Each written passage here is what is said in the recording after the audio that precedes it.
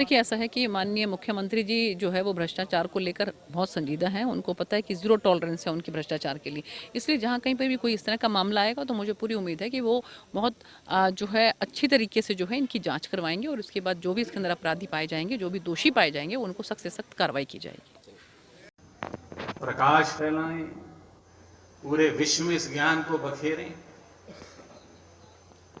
मुझे लगता है पूरे विश्व में उड़ीसा एक ऐसा प्रदेश है, पूरा विश्व बने, जो रजो उत्सव को 3 दिन तक पागल की तरह मनाता है, दीवाना हो, मां की वंदना आराधना अर्चना करता है। वैभवशालिनी है, विभवशालिनी है, मुक्तिदायिनी है, भयहरणी है, सुखदायिनी है, मंगल करनी है, पुण्यनी है। संकेत दिया पूरे विश्व को जब राष्ट्रपति द्रौपदी मुर्मू बनी है, और पूरे विश्व को, चाहे वो पुतिन हो, चाहे जीपिंग हो, चाहे बाइडन। ऐसा है कि 450 वर्ष का युद्ध समाप्त हुआ है।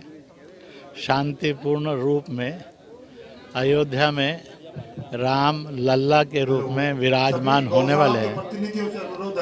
22 जनवरी को सुबह 11 बजे से लेकर दोपहर 2 बजे तक पूरा भारत और विश्व उसको मनाएगा, मीडिया दिखाएगा भी, और इसलिए 6 लाख गांव, 25,000 के लगभग नगर, बस्तियां, कस्बे, महानगर पालिकाओं को आह्वान किया गया।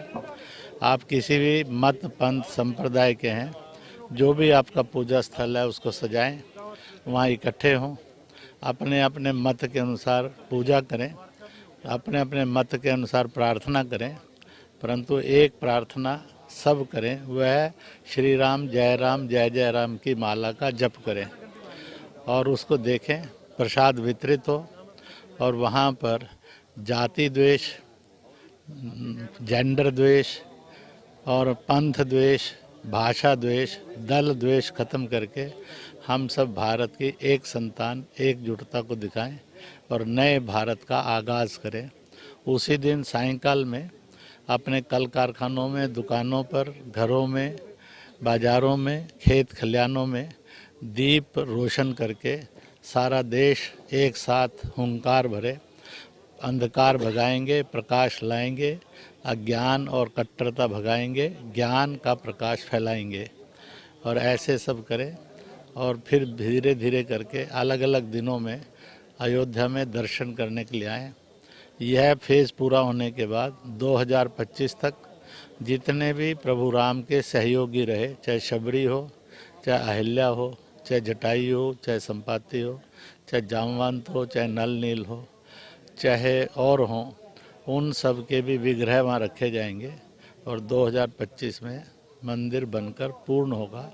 परंतु मंदिर प्रथम चरण उसका यह पूरा होने जा रहा है और राम लला वहाँ विराजेंगे।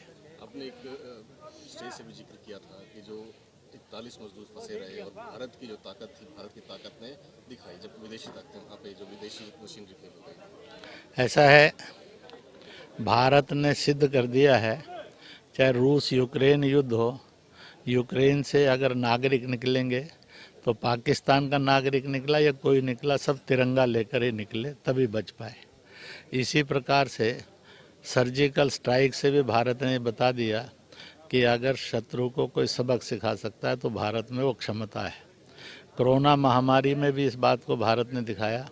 मानव जाति के 80 लाख का संहार कोरोना से हो चुका था और उसको संहार से बचाने के लिए काढ़े के रूप में शुरुआत की और वैक्सीन तक ले जाकर करोड़ों करोड़ लोगों को मौत के मुंह से बचाने का एक और पराक्रम, एक इतिहास रचा है। इसी प्रकार से जब 41 मजदूर उत्तराखंड के अंदर टनल में फंस गए तो पूरी विदेशी मशीनरीज, जिनके बारे में माना जाता था कि वह रामबाण इलाज हैं, हल हैं, वो फेल हो गई और जिस कला को, मजदूरी को बैन कर दिया गया था, अंततोगत्वा वह छैने और हथौड़े की कला ही सफल हुई और जाकर सुरंग में सुराख बना और 41 के 41 मजदूर लाकर भारत ने बता दिया कि इस देश का गरीबतम नागरिक को अगर प्यार करना, सम्मान देना और रक्षा करने की क्षमता है तो आज की भारत सरकार श्री नरेंद्र मोदी के नेतृत्व में है।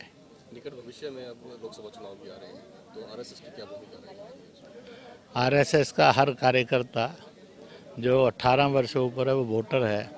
वोटर के रूप में संघ ये कहता है देश के नागरिकों ने 100% वोटिंग की तरफ बढ़ना चाहिए, क्योंकि यह लोकतंत्र के पावन पर्व का कर्तव्य भी है और अधिकार भी है। इसलिए सब वोट करें।